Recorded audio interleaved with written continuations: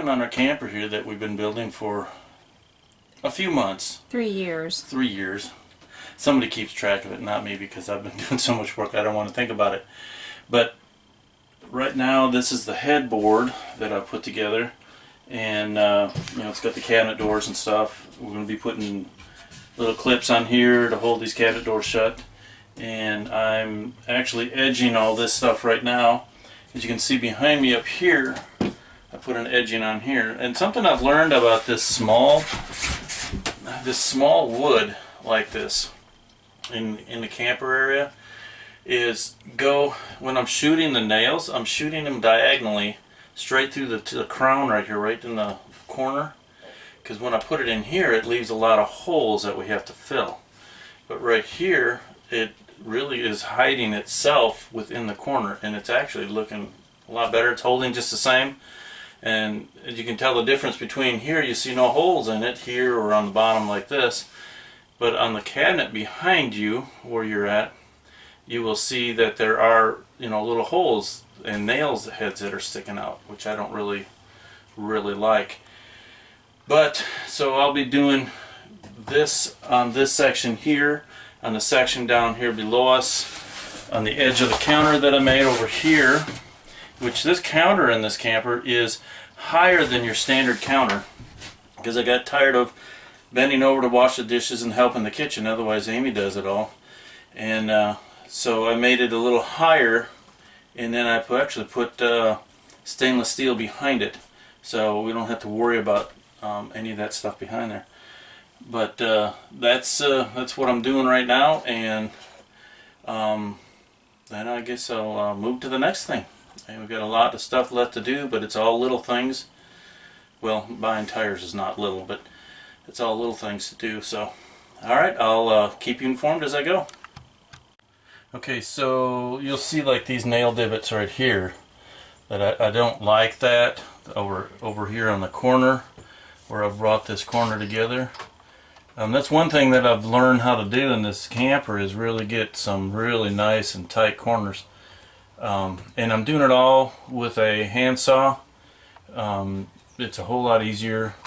See, and you can see a divot here from a nail head, and that's what I don't like. I just don't like the way that looks.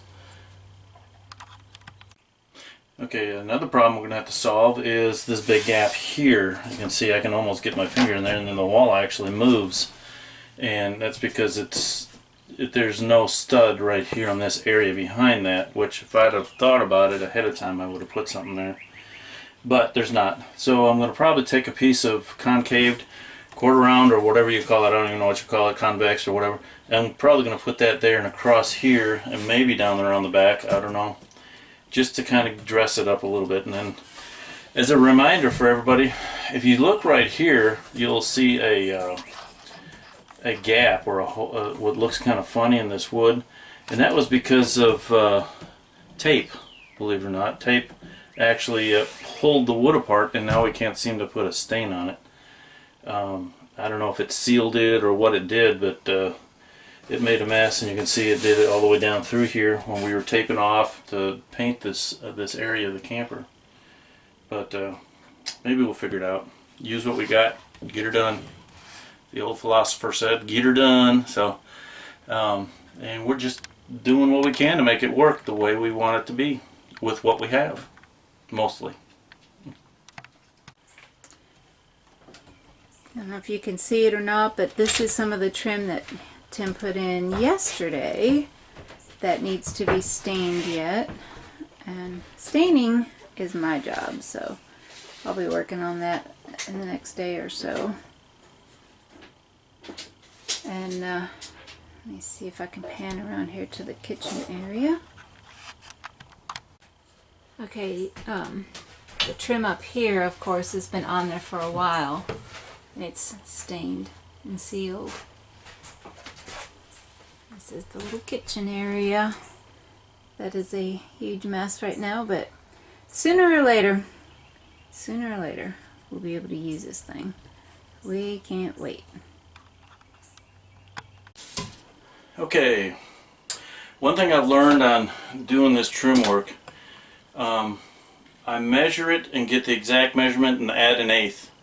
You know, it sounds kind of weird, but the reason I do that is because I can always trim a little bit off, but I can't always add it without having to get another piece of trim. So let's see if this will work. That's what I did here. I added 1/8. And sometimes when you put it in, you bend it a little bit so that you don't scrape the wall, and then it sits in. Look at that. That fits right in there. That's going to actually end up looking really nice, I think. And another thing, when I'm using my braid nailer, what I do is I go at an angle like this, straight on. If you do it like this, my experience is it'll go in, and it'll sometimes when it catches another piece of wood, it'll loop back right up and out.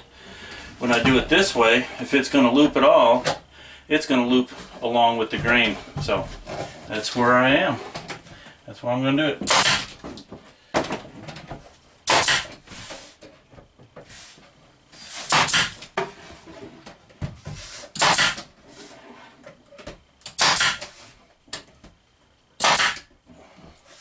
And then it's in.